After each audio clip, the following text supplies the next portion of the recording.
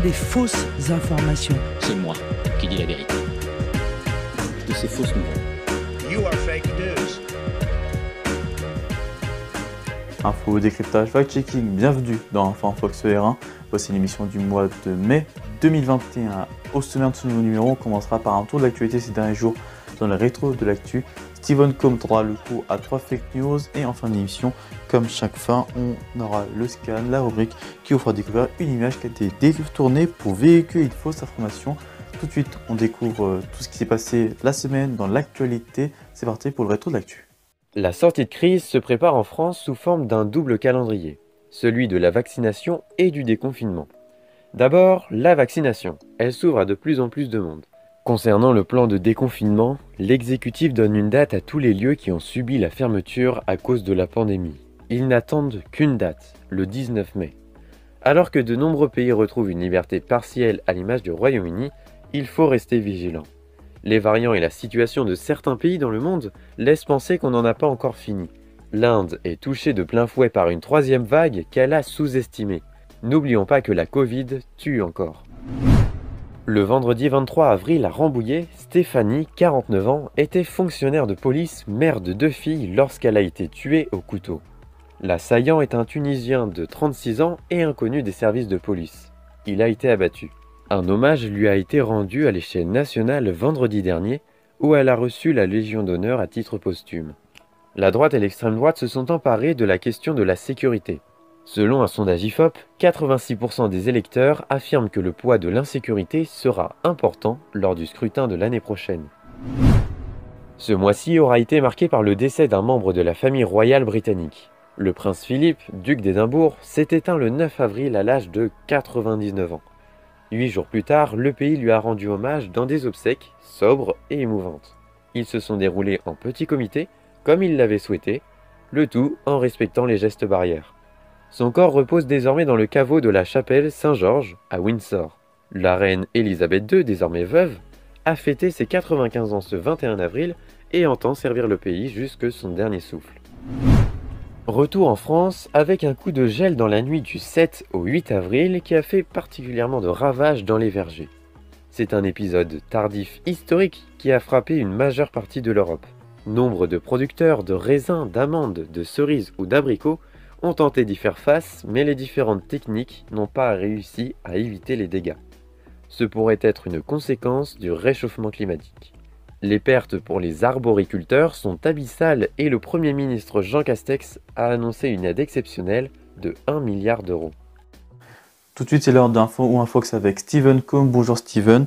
On commence avec le docteur Raoult, connu du grand public pour ses prises de position clivantes. Ce dernier a déclaré il y a un peu plus de 2 semaines que la mortalité des moins de 65 ans a diminué en 2020. Des propos assez étonnants au vu de la pandémie de Covid. A-t-il dit vrai ? Bonjour Théo, bonjour à tous. En effet, le docteur Raoult a raison, toutes causes confondues, 667 400 décès ont été enregistrés en France en 2020, soit 9% de plus qu'en 2018 ou 2019, dénombre l'INSEE dans une estimation. Une plongée plus précise de ces chiffres permet d'identifier un double phénomène. D'un côté, une hausse de la mortalité de plus de 10% chez les 65 ans entre 2019 et 2020. De l'autre, les moins de 65 ans ont été moins nombreux à perdre la vie en 2020. Dans le détail, la mortalité a baissé de 6% pour les moins de 25 ans et de 1% pour les 25-49 ans, mais pour les personnes âgées de 50 à 64 ans, elle s'est accrue de 2%. L'INSEE considère que la hausse de la mortalité a été négligeable chez les moins de 65 ans, ce qui donne donc raison au professeur Didier Raoult. L'effet protecteur des restrictions sanitaires a été bénéfique pour les jeunes, et comment l'expliquer ? Une explication qui tient aux mesures sanitaires évidemment, qui ont eu des effets bénéfiques collatéraux. Le confinement forçant les gens à rester chez eux a diminué une grande partie de la mortalité, également chez les plus jeunes donc. Premier phénomène identifié par le conseiller scientifique de l'Institut national d'études démographiques, la diminution des accidents de la route, ce sont très souvent les jeunes qui en sont les victimes. Une mortalité faible face à la crise sanitaire, une baisse de la mortalité chez les moins de 65 ans, ce qui s'explique aussi par une plus faible létalité du virus chez les jeunes. Santé publique France constate que la santé mentale est particulièrement, elle, dégradée chez les étudiants et les moins de 49 ans. À présent, l'attente Rambouillet contre une fonctionnaire de police par un Tunisien de 39 ans fin avril dernier a relancé le débat sur l'immigration clandestine. L'ancienne garde des Sceaux et membre des Républicains Rachida Dati a notamment demandé de rétablir le délit de séjour irrégulier en déclarant qu'il faut supprimer sous le quinquennat du François Hollande. Mais est-ce bien le gouvernement de l'ancien président socialiste qui a supprimé ce délit ?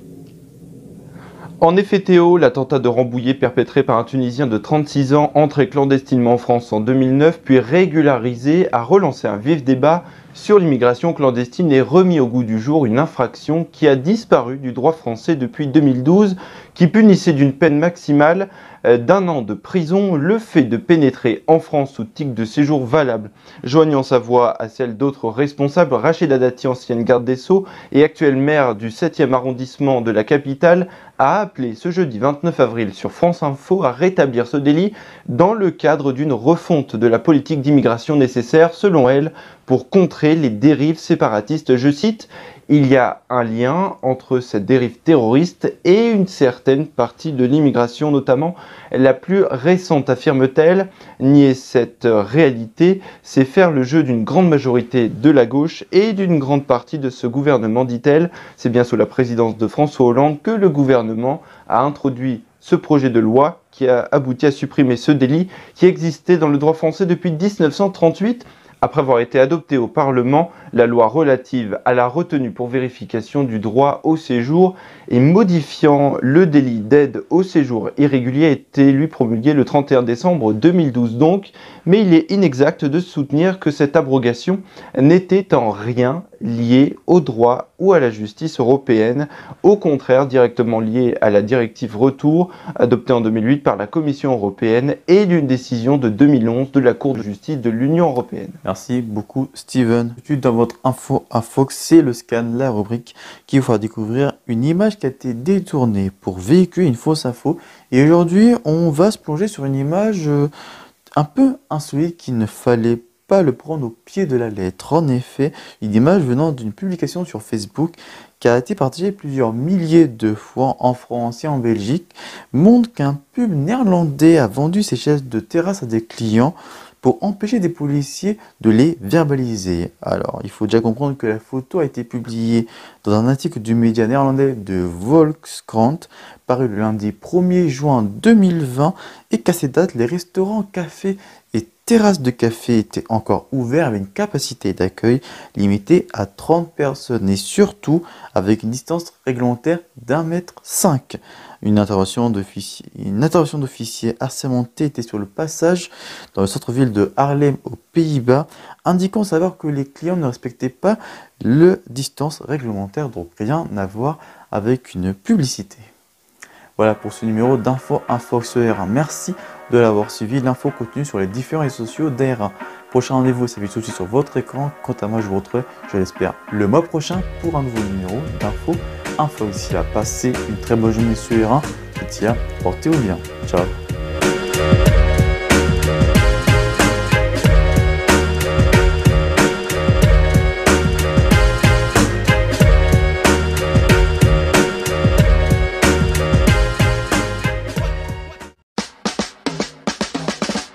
Bonjour, c'est Théo Tornet. Je vous retrouve chaque mois dans Transport Vert, le podcast qui vous fait découvrir des moyens de transport innovants qui tentent d'émettre moins et de respecter plus l'environnement.